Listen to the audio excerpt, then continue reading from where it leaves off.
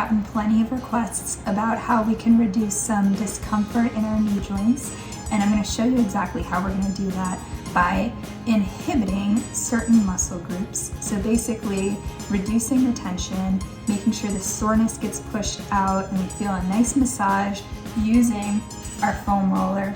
And this technique will help reduce soreness. It'll help your joints feel better because your muscles will feel a little bit more at ease, and with less tension in them, you'll feel much better hitting the ground running. So we're gonna start off with the foam roller underneath the larger part of the top of your legs. So we're gonna hit your quadricep muscles first. So you're gonna head to the floor.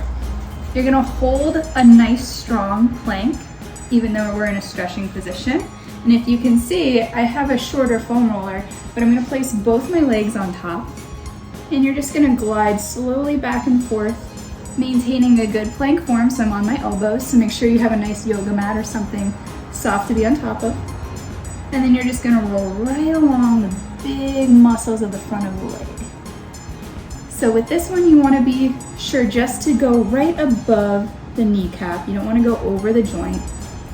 And then what I like to do too, hopefully you can see, is I travel pretty close up to my hip. I like to do a little bit of a nice little side swivel, so I'm hitting one leg at a time as well. And I'm just using the pressure off my toes and the balls of my feet to create that nice massage and roll along the legs.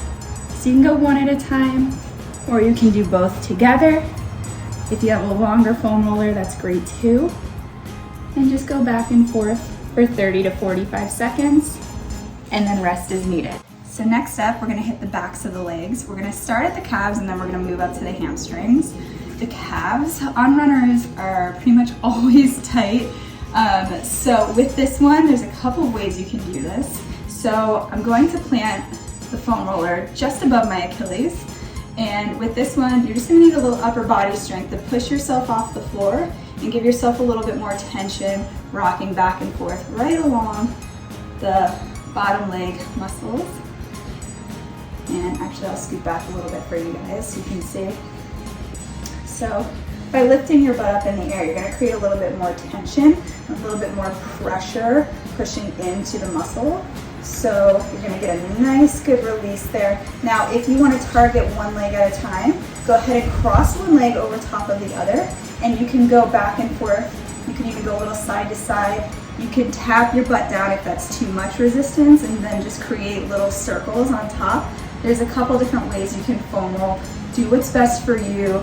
And if you do have a tight knot, you do want to hit it, but go off of it a little bit so you're definitely not, jumping off of the foam roller. You want to make sure it's somewhat comfortable, but if it's a scale from a 9 to 10, ease off that spot. But if it's bearable, really try and go on it for 30 seconds, release that tension, and then you can move to a different part of the leg and keep going. The next step, we're going to hit the hamstrings. So sometimes when a runner has knee problems, typically like a jumper's knee, so the patella is just shifting a little bit, either because the muscles of the thighs aren't strong enough or the hamstrings are overactive and really tight. So what you want to do in this case is use that foam roller to release the backs of the legs, and that might free up the fronts of the legs and allow them for more stabilization to help the knees. So what you're going to do, you're going to place it just underneath the large muscles behind the legs. So with this one, just like we did with the calves, you're gonna lift your butt up off the floor using your upper body, and your core is still strong here. We're just gonna roll back and forth nice and slow. I would go just up below the booty and then work your way down just above the knees. So going back and forth. Again, if that's too much tension, just tap your booty down. You can kind of graze the floor if you want. And similar to what we did with the calves, if you want that little added release, for that one leg, go ahead and cross it over. What I like to do is kind of knead into the inner thigh as well. There's different ways you can work it depending on what's tighter. So if your adductor is a little bit tighter, go ahead and hit that inner thigh. If it's more the outsides of the legs, I'll show you what we're gonna do next. Okay, so the last one in this foam rolling series, now we're going to hit the front of the bottom of the leg. So we have those calf muscles stretched out in the back. Now we wanna hit that anterior aspect. Believe it or not, this can get really tight on runners and we don't always know how to stretch it or work it. So to relieve any kind of shin splints, this is something you want to do, and just make sure again that you're doing it safely and slowly. So what we're going to do, we're going to start by going about middle of the shin here, high plank, so your hands are going to be stacked under your shoulders. We're going to bring one leg up at a time and then ensure you're safe by holding your core nice and strong. And then we're just going to slowly go up and down the front part of that leg. Again, not over the joint of the knee, just slowly back and forth on that anterior aspect of the leg. Now with this one, what you can do too is I like to just kind of turn my body like this and go one at a time right along the lateral part of the front of the leg. It feels so good on that muscle group. And it's smaller, but it is strong and it's working very hard to help keep you healthy when you're running.